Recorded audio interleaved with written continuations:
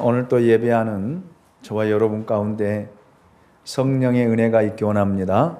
성령이 여러분의 마음을 만지시고 여러분의 마음을 위로하시고 여러분에게 힘을 주시며 여러분의 권능을 주셔서 오늘 또 예수 그리스도를 만나는 은혜와 은총이 함께 하시기를 주님의 이름으로 축원합니다. 우리가 예수를 잘 믿어보려고 큰 마음을 먹고 교회 다니려 하거나 또 교회 나와 성경 공부를 하고 또 말씀대로 순종하려고 하면 의뢰이 시험거리가 따라옵니다. 그 시험거리들은 새신자들이 깊은 신앙에 들어가지 못하도록 우리로 하여금 성령의 은혜를 경험하지 못하도록 방해합니다. 이 덫에 걸린 사람들은 항상 원점에서 맴돌게 되어집니다. 몇십 년을 교회 다녀도 신앙이 자라나지를 않습니다. 이런 시험거리들은 개인뿐만 아니라 교회에도 있습니다. 특히 교회에 성령의 역사가 일어나면 마귀들이 얼마나 무섭게 달려들어 시험거리를 만드는지 모릅니다. 마귀들은 교회가 부흥하지 못하도록 성령이 역사하지 못하도록 온갖 수단을 동원합니다. 당시 초대교회에서도 이런 모습이 일어났습니다. 사도 바울과 바나바가 성공적으로 1차 전도 여행을 마치고 돌아왔습니다. 얼마나 놀랍고 좋은 일입니까? 그들이 돌아와서 간증을 하고 하나님께서 행하신 일들을 보고합니다. 그러나 모든 사람들이 다 기뻐해 준 것만은 아니었습니다. 기쁨을 나누는 사람들도 있었지만 이 일에 대해 별로 좋게 생각하지 않고 반대하고 시기하는 사람들도 분명 있었습니다. 그들이 바로 유대에서 내려온 무리들이었습니다. 사도행전 15장 1절로 2절 말씀을 우리 같이 한번 읽어보도록 하겠습니다. 같이 읽습니다. 시작. 어떤 사람들이 유대로부터 내려와서 형제들을 가르치되 너희가 모세의 법대로 할례를 받지 아니하면 능히 구원을 받지 못하리라 하니 바울 및 바나바와 그들 사이에 적지 아니한 다툼과 변론이 일어난지라 형제들이 이 문제에 대하여 바울과 바나바와 및 그 중에 몇 사람을 예루살렘에 있는 사도와 장로들에게 보내기로 작정하니라. 아멘. 성령이 임했습니다. 성령의 불이, 성령의 능력이 일어났습니다. 그런데 그와 맞서 성령의 불을 끄는 반대자들이 또한 지금 일어나고 있습니다. 이들이 부딪힌 문제는 전통적인 신앙에 대한 갈등입니다. 즉 교리적인 문제에 대한 갈등입니다. 성령의 역사가 일어날 때 바로 이런 교리적인 논쟁이 일어났던 것에 우리가 주목해 보아야 됩니다. 마귀는 성령이 역사하고 교회가 부흥할 때에 이런 불필요한 이런 교리 논쟁을 만들어 놓습니다. 아주 사소하고 중요하지 않는 문제들을 굉장히 중요한 것처럼 만들어 하나님이 하신 일들을 방해하는 것들을 볼 수 있습니다.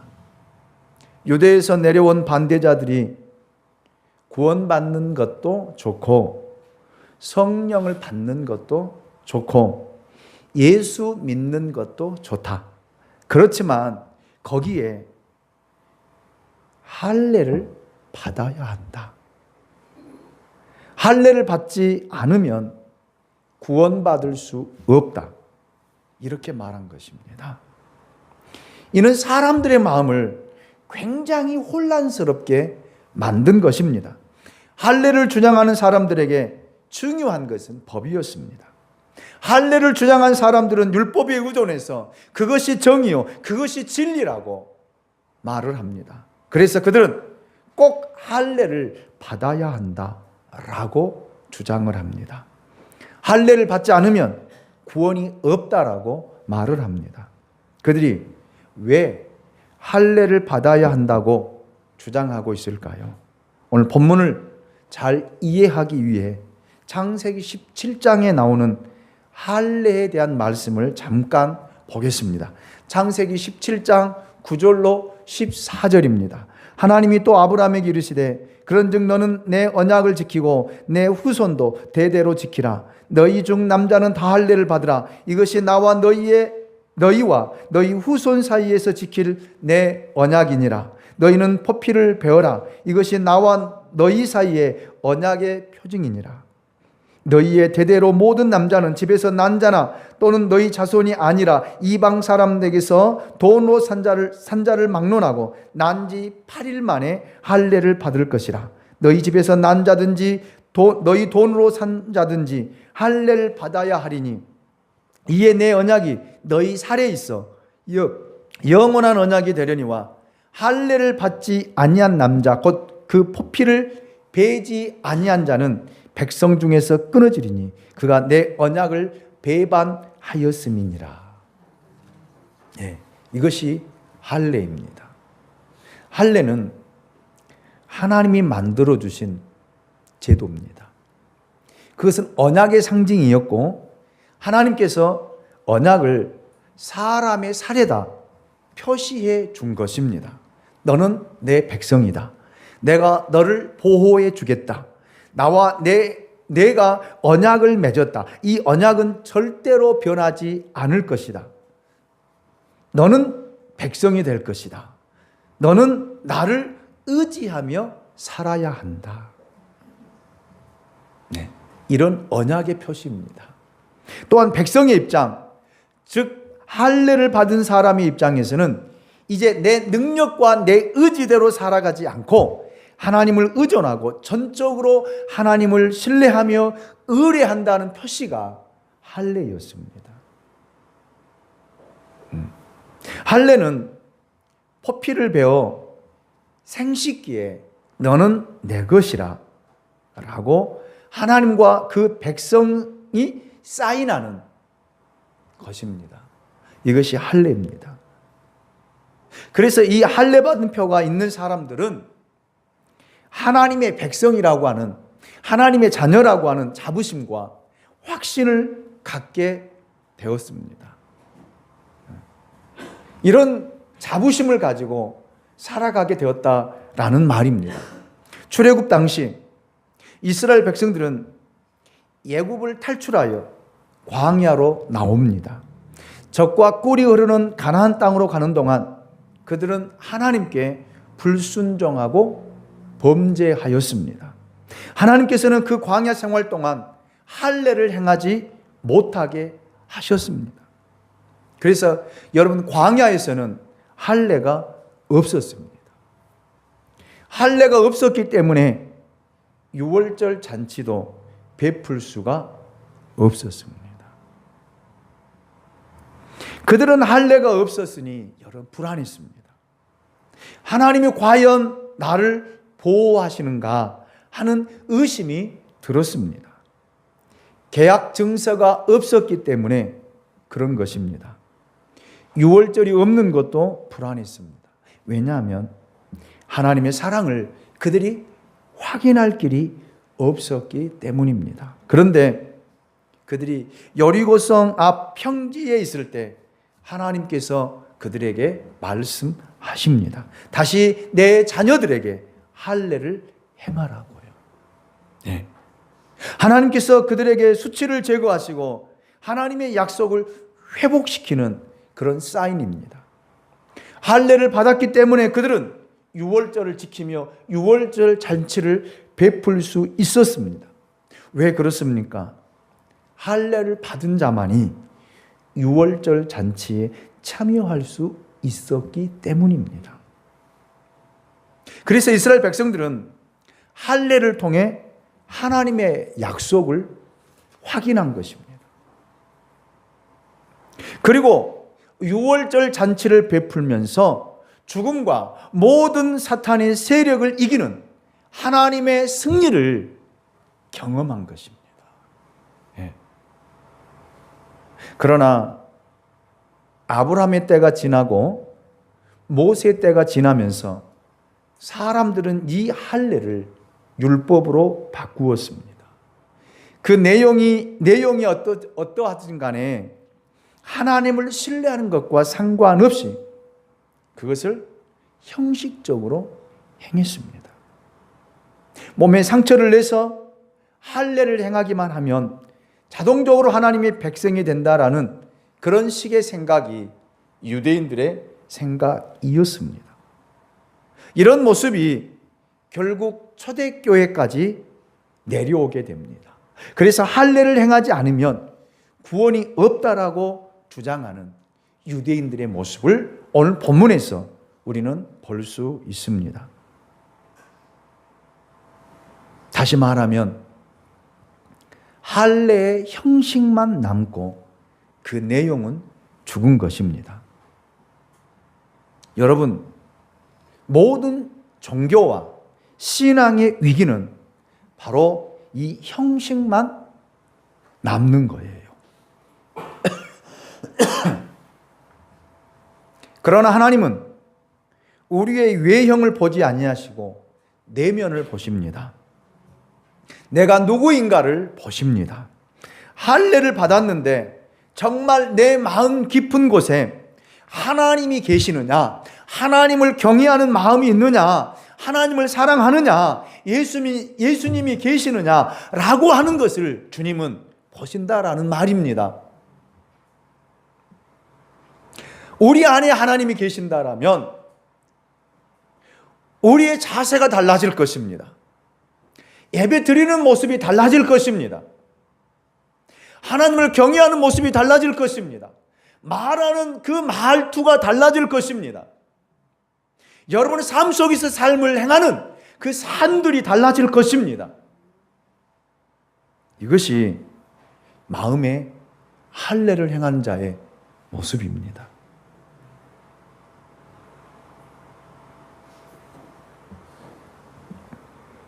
그러나 많은 사람들이 종교의 내용은 무시하고 그것을 전통화하려 합니다.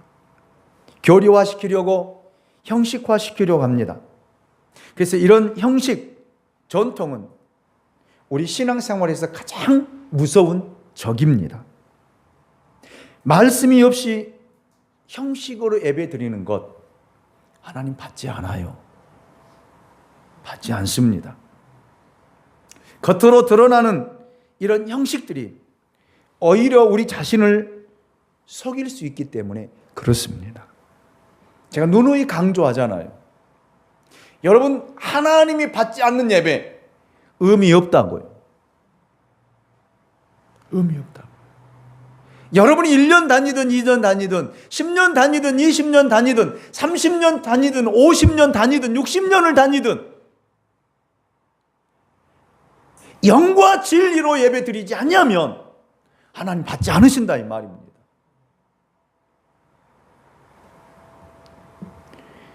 우리는 우리 자신에게 속아서 예배 드리는 것을 위안 삼고 오늘 주일을 지켰고 오늘 교회 가서 예배 드렸다라고 이야기를 합니다. 그러나 중요한 것은요, 하나님이 그 예배를 받으셨냐 이 말이에요. 여러분이 드리는 예배를 받으셨냐라는 말입니다.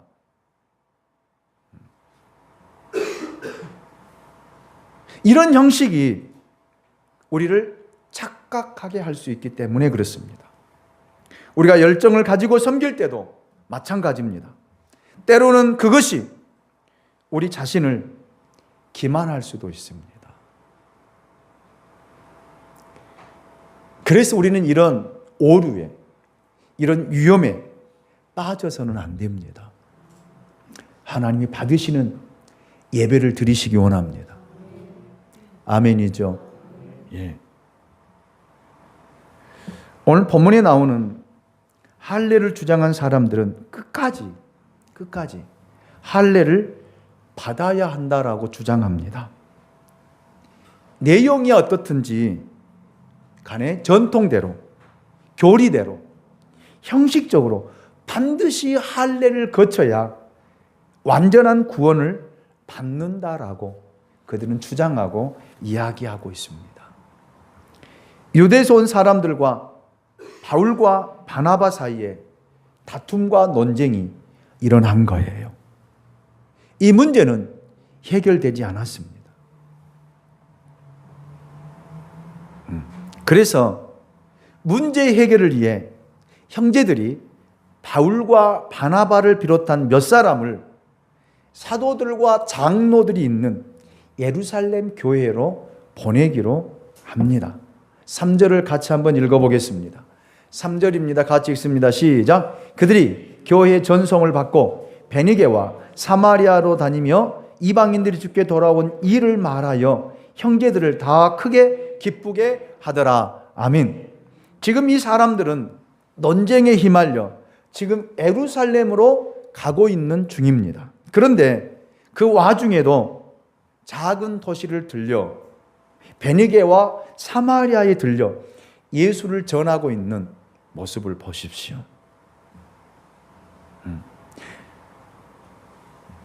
얼마나 예수를 전하고 싶었으면 어떤 일을 하든지 무슨 일을 하든지 어디를 가든지 만나는 사람들에게 예수를 이야기하고 있습니다. 그들 의식 속에는 예수가 자리 잡고 있었던 것입니다. 그래서 입만 열면 눈만 뜨면 예수예요. 예수. 예수. 예수. 왜 그럴까? 왜 그럴까요? 여러분, 예수님은 우리 의식 속에 계시는 분이 아닙니다. 무의식 속에도 계시는 분입니다. 여러분이 잠을 잘 때도 예수님은 여러분과 함께 하시고요. 눈을 떠서 돌아다닐 때도 예수님은 우리와 함께 하십니다. 예수님은요, 여러분이 어디를 가든, 직장에 가든지, 사람을 만나든지, 어느 곳에 가든지, 예수님은 여러분과 함께 계십니다.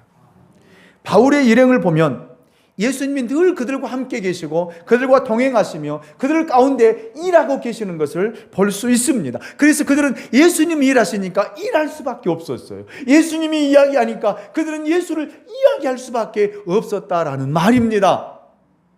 정말 저는 여러분에게 묻고 싶습니다. 여러분 안에 예수님이 계십니까?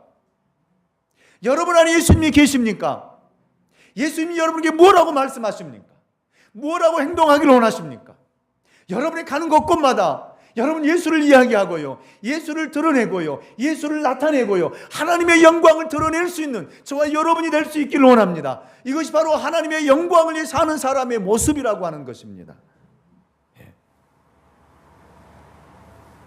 이것이 바로 형식과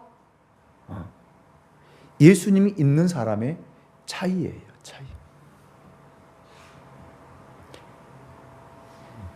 예수를 믿는다면서 교회를 다니면서 내 마음에 예수가 없는 사람은요, 예수 이야기 안 해요.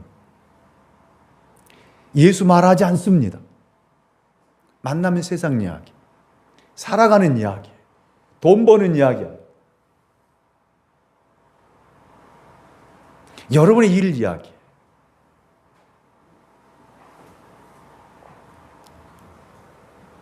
그러나 우리 안에 예수가 있는 사람은요, 내 안에 계신 예수가 입을 열게 해요. 예수를 이야기하게 합니다. 차이가 비슷한 것 같지만 하늘과 땅의 차이입니다.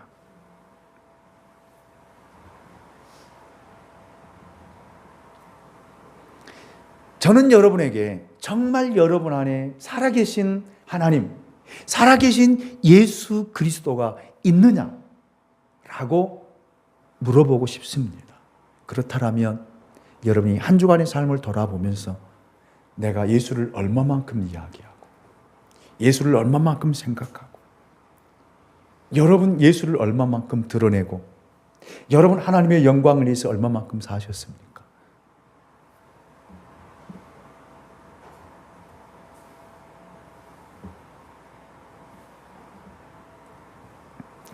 믿는 것과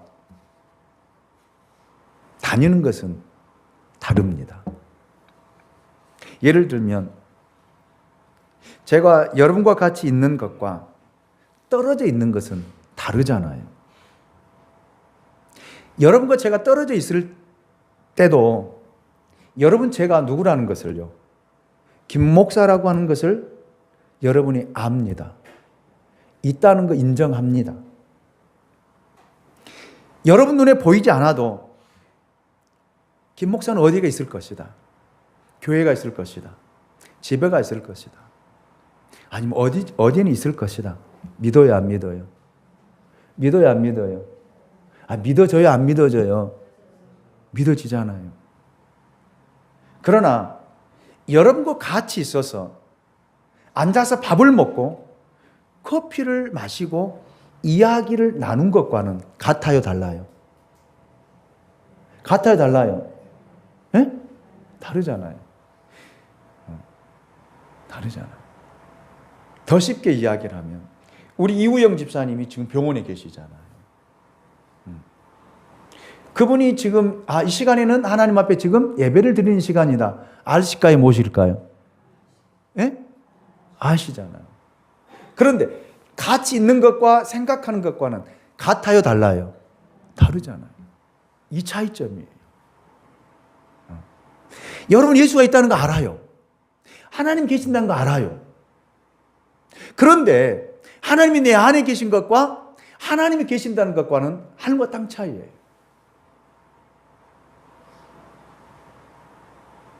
하나님이 내 안에 계신다라면 나와 동행하고 나와 함께하고 내 갈 길을 보여주고 하나님이 내게 말씀하시고 나는 그 말씀을 듣고 그 말씀에 순종하고 주님과 함께 교제하며 살아가는 삶과 하나님 계셔. 그런데 그 하나님은 하늘에 계셔. 그 하나님은 교회에 계셔. 이것과는 어마어마 다르다는 거예요. 오늘날 많은 사람들은 하나님 이렇게 생각합니다. 하나님은 교회에 계셔. 하나님은 하늘에 계셔. 그러니까 여러분이 집에 가면 여러분 마음대로 생활하는 거예요. 내 생각대로, 내 방식대로, 내 경험대로 내가 하는 일들을 계속 반복해서 하며 살아가는 거예요. 그리고 주일이라면 오늘 교회 가는 날, 교회 가서 하나님 예배 드리는 날, 하나님을 찬송하고 예배 드리고 하나님께 영광을 돌리는 날, 그래서 교회에 오는 거예요. 의식적으로 오는 거예요. 그리고 예배를 드리고 나면 오늘 내가 하나님께 예배를 드렸어. 주일을 지켰어. 그리고 집에 돌아가면서 하나님 여기다 놓고 가는 거예요. 여기다 놓고.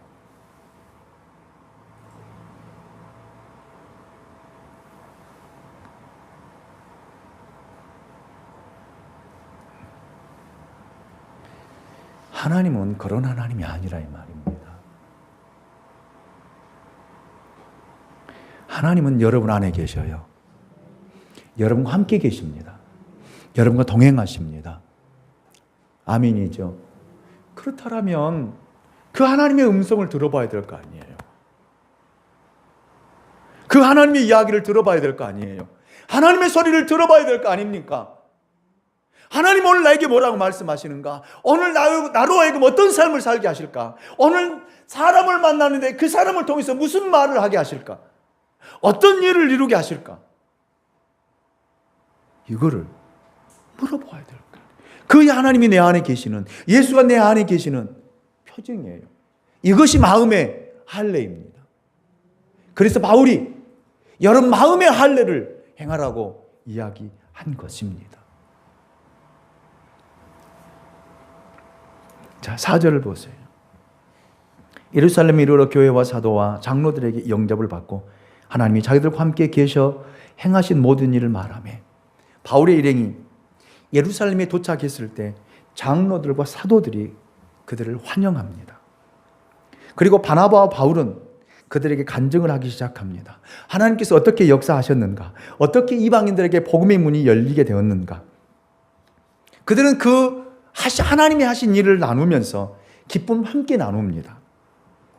그런데 거기에 있는 바리새인들은 또 이렇게 이야기해요. 예수도 좋고 복음도 좋고 성령도 좋은데 그래 할례를 받아야 한다.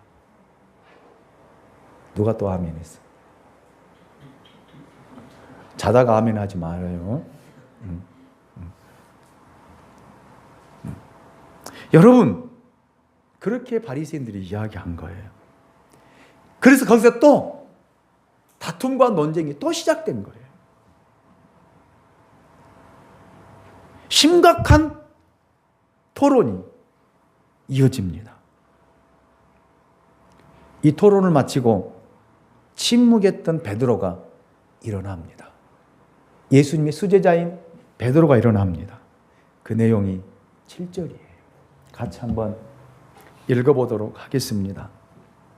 같이 읽습니다.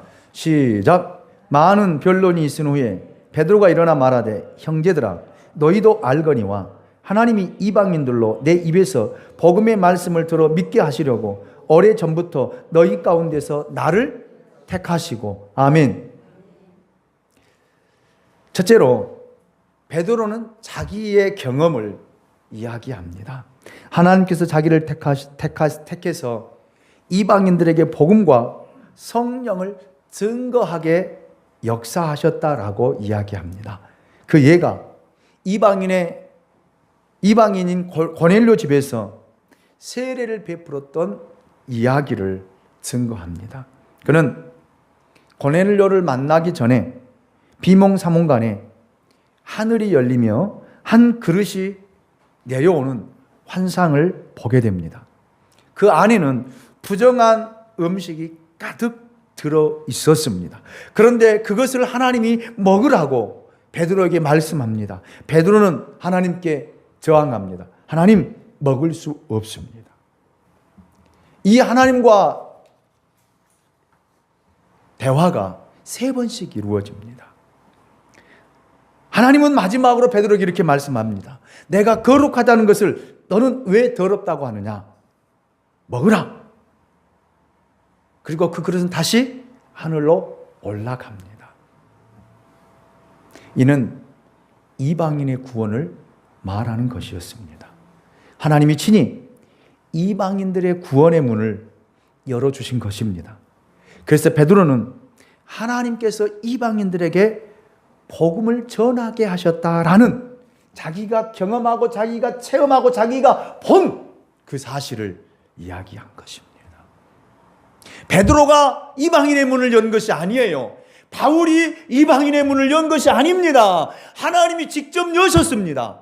이 사실을 지금 예루살렘 교회에게 베드로가 지금 이야기하고 있습니다.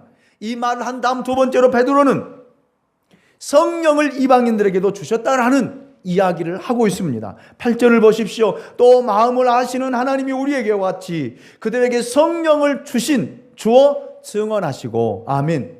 아멘. 성령을 우리에게만 주신 것이 아니라 이방인들에게도 성령을 주셨다라고 베드로는 이야기하고 있습니다. 이는 굉장히 놀라운 사실입니다. 그래서 베드로가 경험한 성령을 오늘 저와 여러분들이 체험할 수 있기를 원합니다. 여러분이 예수를 다 믿는다고 하지만 어쩌면 그것은 인식에 불과한 것인지도 모릅니다. 그래서 성령을 체험해야 돼요. 성령을 받아야 됩니다. 성령을 느껴보아야 됩니다. 왜요? 여기에 중요한 사실이 있어요. 여러분, 예수님이 누구십니까? 예수님이 어떻게 오셨습니까? 인간의 몸을 입고 이 땅에 오셨습니다. 그분은 본래 본체이신 하나님이셨습니다. 그 하나님이 육신의 옷을 입고 2000년 전 유대 땅 베들레헴에 오셨습니다. 그리고 그분은 우리의 죄를 위해, 아니 나의 죄를 위해 내가 받아야 할 형벌과 내가 받아야 할 저주와 내가 받아야 할 수치와 내가 받아야 할 모든 징계를 그분은 십자가를 통해 그거를 짊어지셨습니다. 그래서 고난을 겪으셨습니다. 그리고 십자가에서 피를 흘리셨습니다. 그리고 십자가에 죽으셨어요. 그리고 사흘 만에 부활하셨습니다. 하나님께서 예수 그리스도를 살리셨어요. 그리고 40일 동안 이 땅에 계시고 40일 후에 되는 날 하늘로 승천하십니다. 그 후에 어떻게 되었을까요? 오순절 날이 임합니다. 성령이 오셨습니다. 이 성령은 바로 영으로 오신 예수 그리스도입니다. 성령이 바로 예수님이라는 말입니다. 그 성령을 통해 예수님이 우리에게 다가오신 것입니다. 전에는 여러분 육신으로 오셨기 때문에 제자들과 함께 다니며 함께 먹기는 했지만 그들 안에 거할 수는 없었어요. 아멘이죠. 자 보세요. 제가 우리 손유선 집사님하고 같이 다니면 같이 다닌 거잖아요. 함께 하는 거잖아요. 내가 집사님 안에 들어갈 수는 없잖아요. 집사님 내 안에 들어올 수는 없잖아요. 아무리 가까운 저희 집사람과 부부 사이여도 여러분 저 사람이 내 안에 내가 저 사람 안에 들어갈 수 있어요? 없어요? 없잖아요. 한계가 있다 이 말이에요. 그런데 예수님이 제자들과 함께 다녔지만 그들 안에 또 그들이 예수님 안에 거할 수는 없었어요. 그런데 예수님 십자가에 죽으시고 부활하시고 승천하셔서 영으로 오셔서는요 우리 안에 계셔요. 우리 안에 가장 가깝게 가깝게. 그래서 예수를 체험하게 하고요. 그 인격적인 예수님을 만나게 하고요. 성령을 체험하게 하고 성령을 체험하면 그 능력이 나타나는 줄로 믿습니다. 그래서 내 안에서 나와 함께 호흡하시고요. 나를 통해 보시고 나를 통해 걸으시고 나를 통해 움직이시고 나를 통해 역사하시며 나를 통해 통치하시며 나를 통해서 일하시는 그 예수 그리스도를 볼 수 있다라는 말입니다.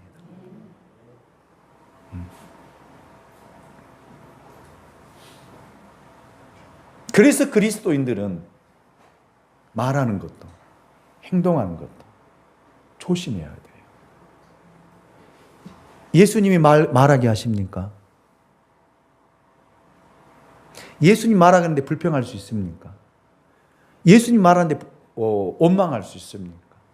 예수님 말씀하시는데 공격할 수 있나요? 욕할 수 있나요? 싸울 수 있나요?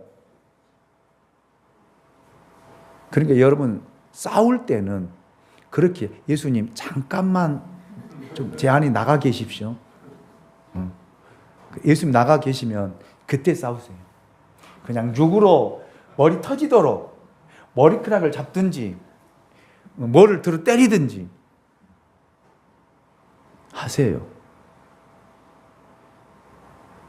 그런데 예수님이 여러분 안에 한 번 들어오시면 또 나가냐면 아니에요.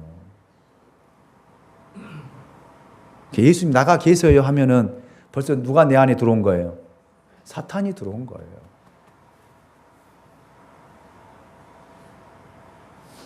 그래서 여러분 우리는 예수님과 함께 호흡하고 있는 거예요.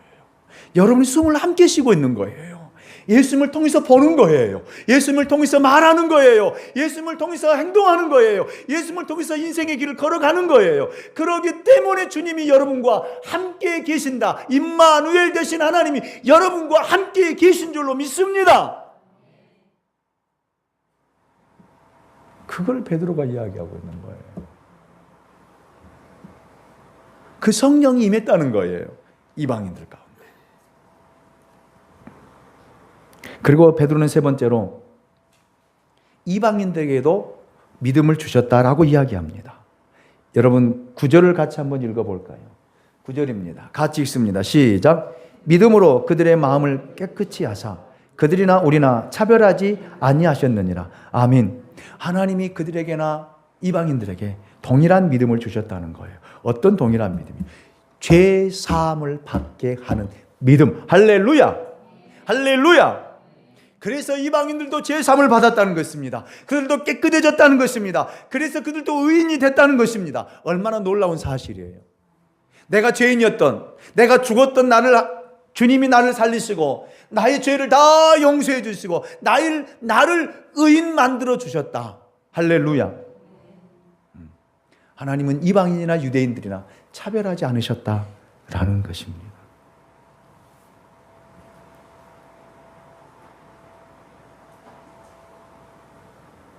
유대인들이 이 말을 들이 얼마나 충격을 받았겠습니까? 그런데 여러분, 베드로가 이어서 또 이런 말을 합니다. 10절이에요. 같이 한번 볼까요? 10절 시작. 그런데 지금 너희가 어찌하여 하나님을 시험하여 우리 조상과 우리도 능히 매지 못하던 멍에를 제자들의 목에 두려느냐. 아멘.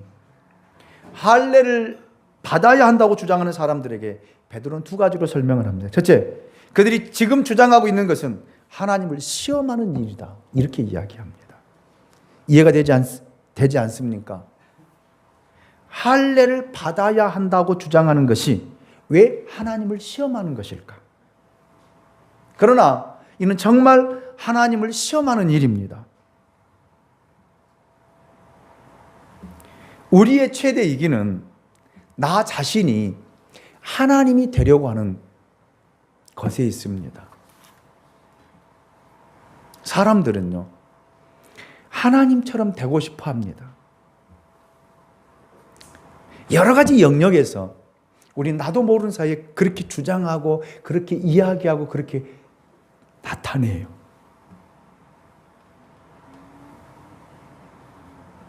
권력이든 돈이든 자기가 가진 것으로 사람들을 지배하려고 하고 사람들에게 명령하려고 하고 사람들에게 다스리려고 하는 속성이 우리 안에 있어요. 이것이 바로 하나님이 되려는 우리 인간의 모습이에요.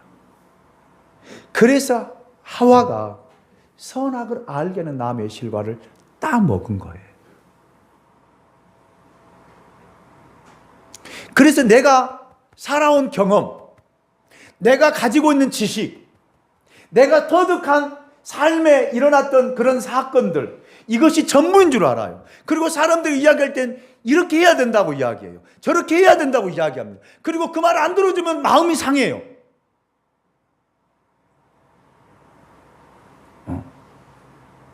마음이 상한다 이 말. 그것이 바로 하나님이 되려고 하는 그런 마음이다 이 말입니다. 그것이 바로 유대인들 안에 있었다는 말이에요. 자기들은 지키지도 못하면서 이방인들에게, 다른 사람들에게는요, 율법을 지키라는 거예요. 제사장들은, 바리새인들은, 백성의 장로들은 율법 지키지도 않아요. 그런데 다른 사람들에게 지키라고 하는 거예요. 왜? 아닌가? 우리도 그렇게 이야기하잖아요. 집사님 기도해야 되잖아요. 기도하세요. 집사님 이렇게 하세요. 저렇게 하세요. 아, 내가 이렇게 해보니까 안 되더라고. 이렇게 하세요. 지가 안 되는 것이지 다른 사람이 안 되는 거 아니잖아요. 맞아요, 틀려요? 맞아요, 틀려요? 맞잖아요. 그런데 우리는 그걸 강요해요. 그렇게 해주기를 바래요. 안 하면요, 마음이 상해. 이것이 바로 여러분들이 아니라 누구라는 거예요? 유대인들이다 이 말입니다. 이걸 버리라는 거예요. 유대인들이 그걸 버리라는, 너희 생각을 버리라는 것입니다. 너희가 경험했던 걸 버리라는 거예요. 너희 전통을 버리라는 거예요. 너희의 전례를 버리라는 것입니다. 아멘입니까? 그러지 않냐면 하나님 만날 수 없다는 거예요.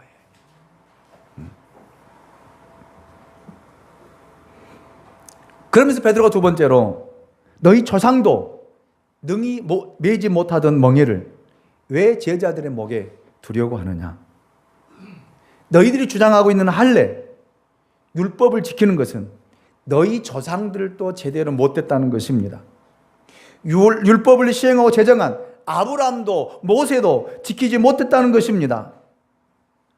또한 너희들도 지키지 않고 우리도 지키지 못한다는 거예요. 그런데 왜 그것을 제자들의 목에 두려고 하느냐? 왜 강요하느냐는, 왜 그거를 행하도록 하게 하느냐라는 거예요. 어떤 사람도 율법을 완전하게 지키지 못한다는 것입니다. 그러므로 강요하지 말라는 거예요.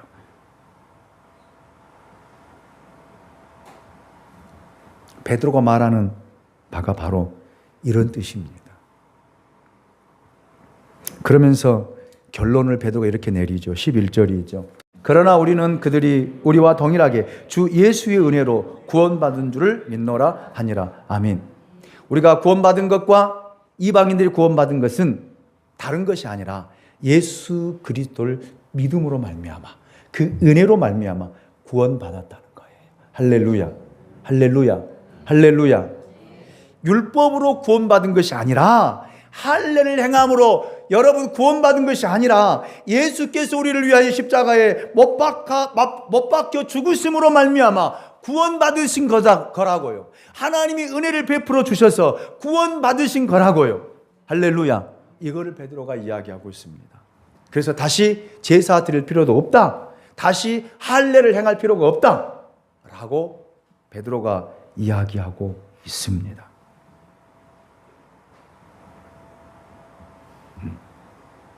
여러분, 구원은 하나님께서 거저 베풀어 주신 은혜의 선물이에요. 여러분 행위로 받을 수 없어요. 여러분 의로움으로 구원받을 수 없습니다. 나는 한 거 없어요. 하나님 나를 부르셔서 예수를 믿게 하고, 입으로 고백하게 하고, 입으로 시인하게 하고, 우리에게 그 구원의 은혜를 베풀어 주신 거예요. 감사하잖아요. 감사하잖아요. 늘 감사하며 살아요. 그리고 그 예수가 내 안에 오신 거예요. 그리고 내 안에 계시는 거예요. 그렇기 때문에 여러분이 무슨 일을 할 때, 어떤 행동을 할 때 물어보세요. 주님, 내가 오늘 이 말을 해야 될까요? 내가 이런 행동을 해야 될까요? 주님이 뭐라고 하시는가? 물어보시고 주님이 하라 하시면 하세요. 주님이 말씀하시면 하세요. 예수님이 이 땅에 오셨어요. 요한복음 5장을 보세요. 예수님의 뜻대로 생각대로 살지 않으셨어요. 그분은 분명하게 이야기하셨습니다. 아버지가 일하시니 나도 일하시고, 아버지가 행하시니 나도 행한다. 나는 아버지 뜻대로 행하는 것이 내 양식이다. 할렐루야. 심판도 내 생각대로, 내 방법대로 하는 것이 아니라 아버지 뜻대로, 아버지 뜻대로 내가 마지막 때도 심판할 것이다. 이것이 예수님의 삶입니다. 그렇다면 오늘 저와 여러분이 예수의 삶을 배워야 되지 않겠습니까? 아멘입니까? 예수의 삶을 배워야 되지 않겠습니까? 예수의 언어를 배워야 되지 않겠습니까? 왜? 예수가 내 안에 계시기 때문에. 예수가 내 안에 계시기 때문에 그렇다는 거예요. 예수는 여러분에게 자유를 주셨습니다. 평화를 주셨습니다. 화평을 주셨습니다. 기쁨을 주셨습니다. 감사를 주셨어요. 그래서 여러분, 다른 사람과 더불어 화평하십시오. 평화를 유지하십시오. 기뻐하십시오. 감사하십시오. 불안과 초조와 염려와 걱정과 다툼은요, 사단이 주는 거예요. 그래서 다른 사람을 볼 때에 예수의 눈으로 보십시오. 그래서 예수님께서 이렇게 친히 말씀하셨잖아요. 마태복음 7장 3절에요. 이제 찬양도 나오시고요. 어찌하여 형제의 눈 속에 있는 티는 보고 내 눈 속에 있는 들보